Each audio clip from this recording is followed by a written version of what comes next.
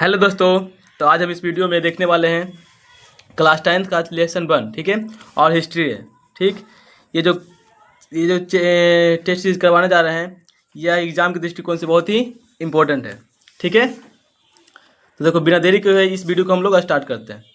इसमें कुल 45 objective question है, इन सब को बारी बारी से देखेंगे। ठीक है, ये देखो, चलो बिना देरी के स्टार्ट करते हैं। ठीक है, चल देखो, तो इसमें पहला क्वेश्चन है, ठीक है, इसमें पहला क्वेश्चन है कि नेपोलियन ने जर्मनी में किस संघ की स्थापना की। नेपोलियन ने जर्मनी में किस संघ की स्थापना की? तो आपका सही जवाब होगा ऑप्शन नंबर सी, राइन संघ, यानी जर्मन राइन राज्य संघ। ठीक है, चलो आगे बढ़ते हैं। अगला क्वेश्चन है 2 नंबर कि लाल कुर्ती का गठन किसने किया था। लाल कुर्ती का गठन किसने किया था? तो आपका सही जवाब होगा ऑप्शन नंबर डी, यानी कि गैरीबाल्डी। कौन होगा? गैरीबाल्डी। ठीक है, ठीक है, तो चलो देखो, इसमें जो गैरीबाल्डी है, कौन है गैरीबाल्डी? गैरीबाल्डी जो था, इसका काम क्या था? तो इसका काम था नाव चलाना। क्या चलाना? नाव चलाना, है ना, नाव चलाना। यानी पेशे से क्या था ये? तो नाविक था। क्या था? नाविक। यानी पूछता है ये भी एग्जाम में कि गैरीबाल्डी पेशे से क्या था? तो नाविक था, है ना। चलो अब देखते हैं अगला question, question number 3। Question number 3 कहता है कि किस युद्ध के बाद जर्मनी का एकीकरण पूरा हुआ? किस युद्ध के बाद जर्मनी का एकीकरण पूरा हुआ? ठीक है, तो आपका सही जवाब होगा ऑप्शन नंबर डी, सीडान का युद्ध। कौन सा आंसर? सीडान का युद्ध। देखिए, जो सीडान का युद्ध हुआ था 1870 ईस्वी में होता। कब हुआ था? 1870 ईस्वी में। किसके किसके बीच? तो यह युद्ध हुआ था प्रसा और फ्रांस के बीच। प्रसा और फ्रांस के बीच। और किसके बीच? फ्रांस के बीच। ठीक है ना। चलिए अब देखते हैं क्वेश्चन नंबर 4। क्वेश्चन नंबर 4 कहता है कि यूरोपीय सभ्यता का पालना किस देश को कहा जाता है? यूरोपीय सभ्यता का पालना किस देश को कहा जाता है? तो आपका सही जवाब होगा ऑप्शन नंबर डी, यानी कि यूनान, है ना। यूनान को यूरोपीय सभ्यता का पालना कहा जाता है। अब आगे बढ़ते हैं क्वेश्चन नंबर 5। क्वेश्चन नंबर 5 कहता है कि इटली के एकीकरण का मसीहा किसे कहा जाता है? इटली के एकीकरण का मसीहा किसे कहा जाता है? तो आपका सही जवाब होगा ऑप्शन नंबर बी, यानी मेजनी। ठीक है, मेजनी को इटली के एकीकरण का मसीहा कहा जाता है। ठीक है, इसका 2 काम याद रखेगा। जो मेजनी है, यह यंग इटली की स्थापना किया था। यंग इटली की स्थापना क्या था? 1831 ईस्वी में। 1831 ईस्वी में। ठीक है, और इसने एक और काम किया, यंग यूरोप की स्थापना किया था 1834 ईस्वी में। ठीक है, 1831 ईस्वी में यंग इटली की स्थापना और 1834 ईस्वी में यंग यूरोप की स्थापना किया था। ठीक है, अगला क्वेश्चन है कि यूरोपीय राष्ट्रवाद से प्रभावित होकर किस भारतीय शासक जैकोबिन क्लब की स्थापना किया? ठीक है, यूरोपीय राष्ट्रवाद से प्रभावित होकर किस भारतीय शासक ने जैकोबिन क्लब की स्थापना किया था? तो आपका सही जवाब होगा option number B, Tipu Sultan. ठीक है, अब देखते हैं अगला question, question number 7। Question number 7 कहता है कि फ्रांस की क्रांति का प्रमुख कारण क्या था? फ्रांस की क्रांति का प्रमुख कारण क्या था? तो आपका सही जवाब होगा ऑप्शन नंबर बी, यानी निरंकुश शासन। इस समय राजा कौन था? तो लुई सुलाहवा एक निरंकुश शासक था। क्या था? लुई सुलाहवा एक निरंकुश शासक था। ठीक है, इसको फांसी कब दिया गया था? तो 21 जनवरी 1793 ईस्वी को। 1793 ईस्वी को इसको फांसी दे दिया गया। ठीक है, अब आगे बढ़ते हैं। अगला क्वेश्चन है मेजनी का संबंध किस संगठन से था? मेजनी का संबंध किस संगठन से था? तो आपका सही जवाब होगा ऑप्शन नंबर बी, यानी कार्बोनरी। ठीक है, मेजनी का संबंध कार्बोनरी नामक संगठन से था। ठीक है, अब देखते हैं अगला क्वेश्चन नंबर 9। ठीक है, क्वेश्चन नंबर 9 कहता है कि फ्रांस में किस शासक वंश की स्थापना वियना कांग्रेस के द्वारा की गई थी? यानी पूछ रहा है कि वियना कांग्रेस के द्वारा फ्रांस में किस वंश की स्थापना की गई थी? तो आपका सही जवाब होगा ऑप्शन नंबर सी, बुर्बो राजवंश, है ना। पूछेगा वियना सम्मेलन कब हुआ था? तो वियना सम्मेलन हुआ था 1815 ईस्वी में, ठीक है। वियना सम्मेलन का नेतृत्व किसने किया था? तो मेटरनिक। कौन किया था? मेटरनिक ने वियना सम्मेलन का नेतृत्व किया था, ठीक है। अब अगला क्वेश्चन देखते हैं, क्वेश्चन नंबर 10, ठीक है। क्वेश्चन नंबर 10 कहता है कि किसने अपने कूटनीतिज्ञ के बल पर इटली की समस्या को संपूर्ण यूरोप की समस्या बना दी थी? तो आपका सही जवाब होगा ऑप्शन नंबर ए, काउंट काबूर, ठीक है। काउंट काबूर ने ही अपने कूटनीतिज्ञ के बल पर इटली की समस्या को पूरे यूरोप की समस्या बना दी थी, है ना। चलो क्वेश्चन नंबर 11 देखते हैं। क्वेश्चन नंबर 11 कहता है कि विलियम प्रथम कहाँ का शासक था? विलियम प्रथम कहाँ का शासक था? तो आपका सही जवाब होगा ऑप्शन नंबर बी, विलियम प्रथम जो था प्रसा का शासक था, है ना।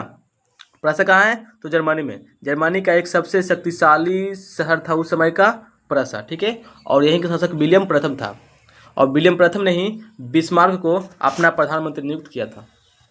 चलिए क्वेश्चन नंबर 11 देखते हैं, ठीक है। क्वेश्चन नंबर 11 कहता है कि क्वेश्चन नंबर 12 कहता है कि जालबे राइन की स्थापना किस राज्य ने की थी? जालबे राइन की स्थापना किस राज्य ने की थी? तो आपका सही जवाब होगा ऑप्शन नंबर ए, यानी प्रसा ने ही जालबे राइन की स्थापना की थी, ठीक है। क्वेश्चन नंबर 12 कहता है कि जालबे राइन की स्थापना किस राज्य ने की थी? तो आपका सही जवाब होगा ऑप्शन नंबर ए, यानी प्रसा ने ही जालबे राइन की स्थापना की थी, ठीक है। अब देखते हैं अगला question, question number 13। Question number 13 कहता है कि हंगरी की भाषा क्या थी? तो आपका सही जवाब होगा ऑप्शन नंबर बी, यानी मैग्यार। इंपॉर्टेंट क्वेश्चन है, एग्जाम में बहुत बार पूछ चुका है। हंगरी की भाषा क्या थी? तो मैग्यार। यहाँ पे हंगरी नहीं है, हंगरी लिखा हुआ है, टाइपिंग गलत हो गया है, ठीक है। क्वेश्चन नंबर 14 देखते हैं, ठीक है। क्वेश्चन नंबर 14 कहता है कि यंग इटली का संस्थापक कौन था? तो आपका इसमें सही जवाब होगा ऑप्शन नंबर सी, यानी मेजनी। मेजनी ने ही यंग इटली की स्थापना किया था 1831 ईस्वी में, और मेजनी ने ही यंग यूरोप की स्थापना किया था 1834 ईस्वी में, ठीक है। एक आता है यंग इंडिया। तो यंग इंडिया की स्थापना किया था महात्मा गांधी। कौन किए थे? महात्मा गांधी जी ने यंग इंडिया की स्थापना की थी, महात्मा गांधी जी, ठीक है। अब देखते हैं क्वेश्चन नंबर 15। क्वेश्चन नंबर 15 कहता है कि बिस्मार्क क्या था? तो इसका ऑप्शन मिलेगा इधर, ठीक है। बिस्मार्क क्या था, है ना। बिस्मार्क क्या था? यहाँ पे ऑप्शन है कवि, नाटककार, संगीतज्ञ और कूटनीतिज्ञ। तो आपका इसमें सही जवाब होगा ऑप्शन नंबर डी, यानी बिस्मार्क क्या था? तो बिस्मार्क के कूटनीतिज्ञ था। क्या था? कूटनीतिज्ञ। अब अगला क्वेश्चन देखते हैं, क्वेश्चन नंबर 16। क्वेश्चन नंबर 16 कहता है कि चार्टिस्ट आंदोलन कहाँ हुआ था? तो आपका सही जवाब होगा ऑप्शन नंबर डी, यानी कि इंग्लैंड में क्या हुआ था? चार्टिस्ट आंदोलन हुआ था, ठीक है। कब हुआ था? तो 1838 ईस्वी में। 1838 ईस्वी में यहाँ पे चार्टिस्ट आंदोलन हुआ था, है ना। अब देखते हैं क्वेश्चन नंबर 17, है ना। क्वेश्चन नंबर 17 कहता है कि सन 1870 ईस्वी में फ्रांस और प्रसा के बीच युद्ध कहाँ हुआ था, है ना। सन 1870 ईस्वी में फ्रांस और प्रसा के बीच युद्ध कहाँ हुआ था? तो आपका सही जवाब होगा ऑप्शन नंबर ए, यानी सेडान का युद्ध। कौन सा युद्ध? सेडान का युद्ध, है ना। और इसी के जस्ट बाद, सेडान के युद्ध के जस्ट बाद 1871 ईस्वी में फ्रैंकफर्ट की संधि हुआ था। कौन सी संधि? फ्रैंकफर्ट की संधि। और फ्रैंकफर्ट की संधि द्वारा ही जर्मनी का एकीकरण पूरा हो गया, है ना। 1871 ईस्वी में इटली का भी एकीकरण पूरा हुआ, और 1871 ईस्वी में जर्मनी का एकीकरण भी पूरा हुआ, है ना। अब देखते हैं क्वेश्चन नंबर 18। क्वेश्चन नंबर 18 कहता है कि नेपोलियन संहिता किस वर्ष लागू की गई थी? तो इसमें आपका सही जवाब होगा ऑप्शन नंबर डी, 1804 ईस्वी में नेपोलियन संहिता लागू किया था। किसने किया था? तो नेपोलियन बोनापार्ट,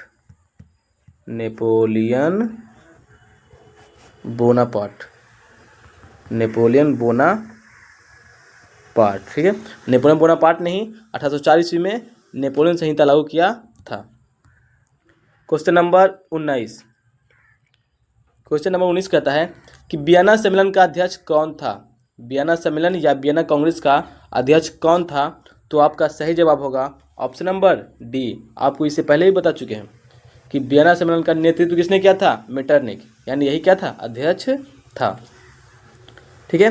अब देखो जो मेटरनिख है, कौन है मेटरनिख को ऑस्ट्रिया का चांसलर कहा जाता है। क्या कहता है? चांसलर। पूछेगा मेटरनिख कहाँ का चांसलर था? तो ऑस्ट्रिया का। कहाँ का? ऑस्ट्रिया का, है ना। जो मेटरनिख है यह पुरातन व्यवस्था को स्थापित करना चाहता था। क्या करना चाहता था? तो पुरातन व्यवस्था को स्थापित करना चाहता था और राष्ट्रवाद की भावना को दबाना चाहता था। ठीक है।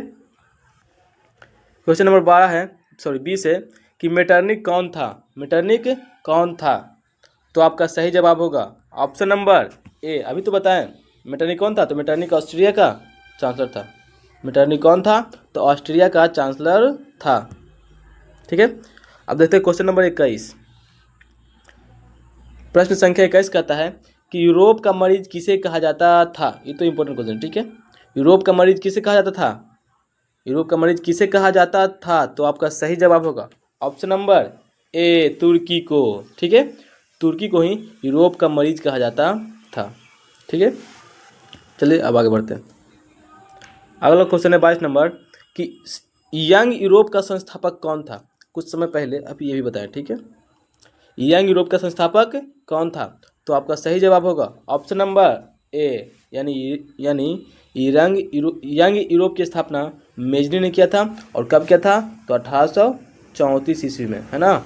1831 ईस्वी में यंग इंडिया की स्थापना किया और 1834 ईस्वी में यंग यूरोप की स्थापना किया। ठीक है। अब देखते हैं आगे। अगला क्वेश्चन है सीडान का युद्ध किसके बीच हुआ था? तो आपका सही जवाब होगा यहाँ ऑप्शन नंबर यहाँ पे आपका सही जवाब होगा option number C. Option number C होगा। क्या होगा? सी, यानी सीडान का युद्ध 1870 ईस्वी में प्रसा और फ्रांस के बीच हुआ था। ठीक है। अब देखते हैं क्वेश्चन नंबर 20। ठीक है। 24 कहता है कि किसने कहा था फ्रांस जब छींकता है तो बाकी यूरोप को सर्दी जुकाम हो जाता है?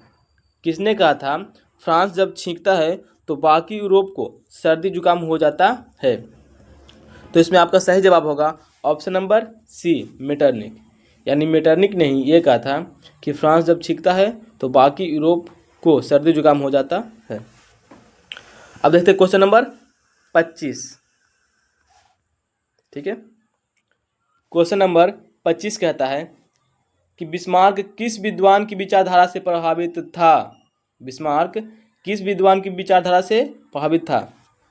तो इसमें आपका सही जवाब होगा ऑप्शन नंबर बी, यानी कि हीगेल, है ना। हीगेल एक बहुत बड़ा दार्शनिक था। ठीक है। इसी की विचारधारा से प्रभावित कौन था? बिस्मार्क। आगे पढ़ेंगे कार्ल मार्क्स। क्या पढ़ेंगे? Karl Marx. तो जो कार्ल मार्क्स थे ये भी जो थे हीगेल के विचारधारा से प्रभावित थे। ठीक है। अब देखते हैं क्वेश्चन नंबर 26। क्वेश्चन नंबर 26 कहता है नेपोलियन कोड में कुल कितने कोड थे? ठीक है। नेपोलियन कोड में कुल कितने कोड थे? तो आपका सही जवाब होगा ऑप्शन नंबर 5। क्या हो जाएगा? Option number 5। ठीक है। ऑप्शन नंबर बी आंसर हो जाएगा 5। ठीक है। अब देखते हैं अगला क्वेश्चन कहता है कि जर्मनी एवं इटली के एकीकरण के विरुद्ध निम्न में से कौन था? है ना। जर्मनी एवं इटली के एकीकरण के विरुद्ध कौन था? ठीक है, तो इसमें आपका सही जवाब होगा ऑप्शन नंबर सी, यानी कि ऑस्ट्रिया, है ना। यानी ऑस्ट्रिया ही एक ऐसा देश था जो इटली और जर्मनी के एकीकरण का विरोध करता था। ठीक है, और इन देशों पर शासन करता था। ठीक है, अब देखते हैं क्वेश्चन नंबर 28। ठीक है, क्वेश्चन नंबर 28 कहता है कि यूरोपवासियों के लिए किस देश का साहित्य एवं विज्ञान प्रेरणा का स्रोत रहा है? यूरोपवासियों के लिए किस देश का साहित्य एवं विज्ञान प्रेरणा स्रोत रहा है? तो इसमें आपका सही जवाब होगा ऑप्शन नंबर बी, यानी कि यूनान, है ना। यानी यूनान एक ऐसा देश है जो पूरे विश्व में साहित्य एवं विज्ञान को विकसित किया है। साहित्य एवं विज्ञान को विकसित किया है। ठीक है, कौन किया था? तो यूनान वाले लोग। ठीक है, क्वेश्चन नंबर 29 है कि काबूर कौन था, यानी काबूर कौन था? तो इसमें इसका आंसर आप लोगों को पता होगा। ठीक है, ऑप्शन नंबर क्या होगा? ऑप्शन नंबर बी होगा। क्या होगा? बी। ठीक है, यानी इटली का प्रधानमंत्री क्या था? इटली का प्रधानमंत्री। बताओ कौन काबूर को प्रधानमंत्री के पद पर किसने नियुक्त किया था? तो आपका सही जवाब होगा विक्टर इमैनुअल। कौन किया था? Victor Emmanuel. ठीक है, अरे यार, चलो ठीक है। अब देखते हैं प्रश्न संख्या 30। प्रश्न संख्या 30 कहता है कि जर्मनी का एकीकरण कब पूरा हुआ? जर्मनी का एकीकरण कब पूरा हुआ? तो आपका सही जवाब होगा ऑप्शन नंबर सी, यानी कि 1871। बताया ना, 1871 में ही जर्मनी का एकीकरण पूरा हुआ और 1871 में ही इटली का एकीकरण पूरा हुआ। किसका? इटली का, है ना। और इस 1871 ईस्वी के बाद 1871 ईस्वी में ही एक संधि हुआ था, फ्रैंकफर्ट की संधि। कौन सी संधि?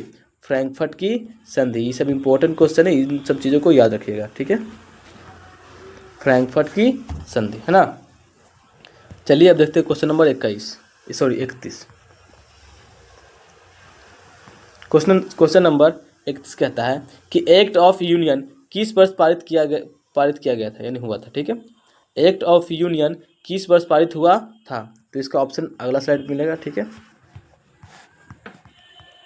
ऑप्शन है 1888, 1707, 1788 और 1807। कौन होगा?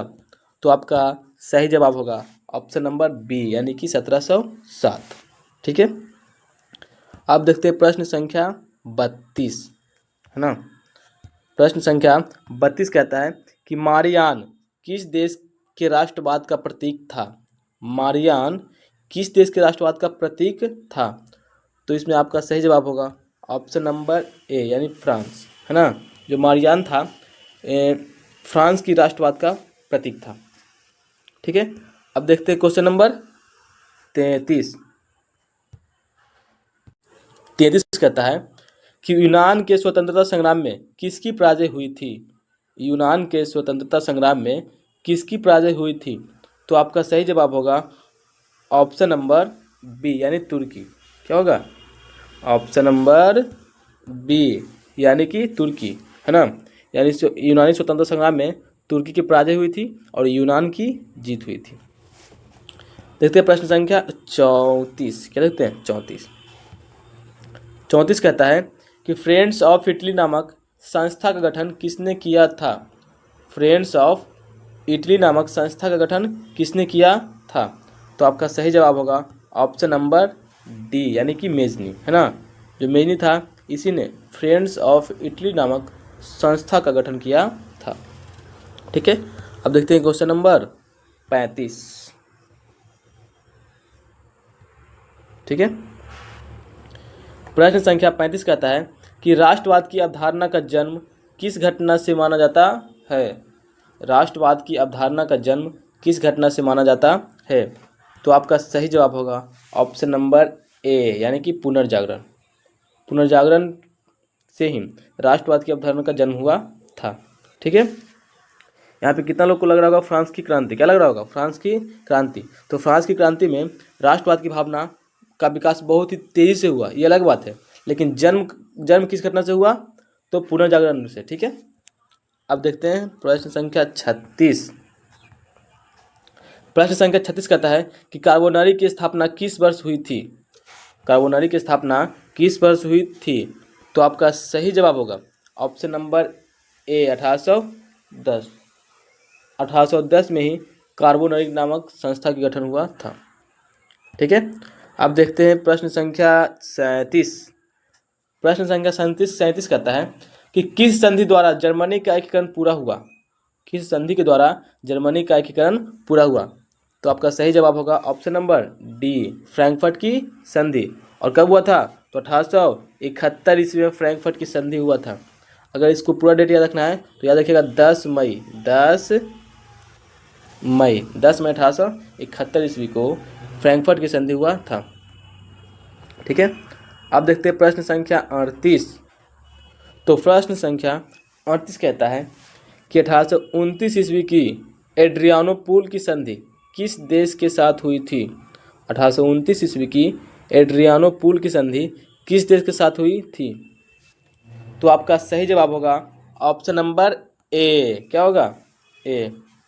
ठीक है, रूस के साथ 1829 की एड्रियानोपुल की संधि। अगला देखते हैं प्रश्न संख्या 39 कहता है कि जर्मन राइन राज्य संघ का निर्माण किसने किया था। जर्मन राइन राज्य संघ का निर्माण किसने किया था। तो आपका सही जवाब होगा option number B, Napoleon Bonaparte. बहुत इंपॉर्टेंट क्वेश्चन है। ठीक है, जर्मन राइन राज्य संघ का निर्माण किसने किया था, तो नेपोलियन बोनापार्ट ने किया था। अब देखते हैं क्वेश्चन नंबर 40। 40 कहता है कि गैरिबाल्डी पेशे से क्या था। ठीक है, तो ये अभी कुछ मैं पहले बताया। ठीक है, गैरिबाल्डी पेशे से क्या था, तो गैरिबाल्डी जो था पेशे से नाविक था। गैरिबाल्डी पेशे से क्या था, नाविक, यानी इसका मुख्य पेशा क्या था, तो नाव चलाना। क्या चलाना है, नाव चलाना। प्रश्न संख्या 41 देखते हैं। ठीक है, प्रश्न संख्या 41 कहता है कि रोमानीवाद क्या था। रोमानीवाद क्या था, तो आपका सही जवाब होगा ऑप्शन नंबर डी, यानी कि एक धार्मिक क्रांति था। रोमानीवाद क्या था, तो रोमानीवाद एक प्रकार का धार्मिक क्रांति था।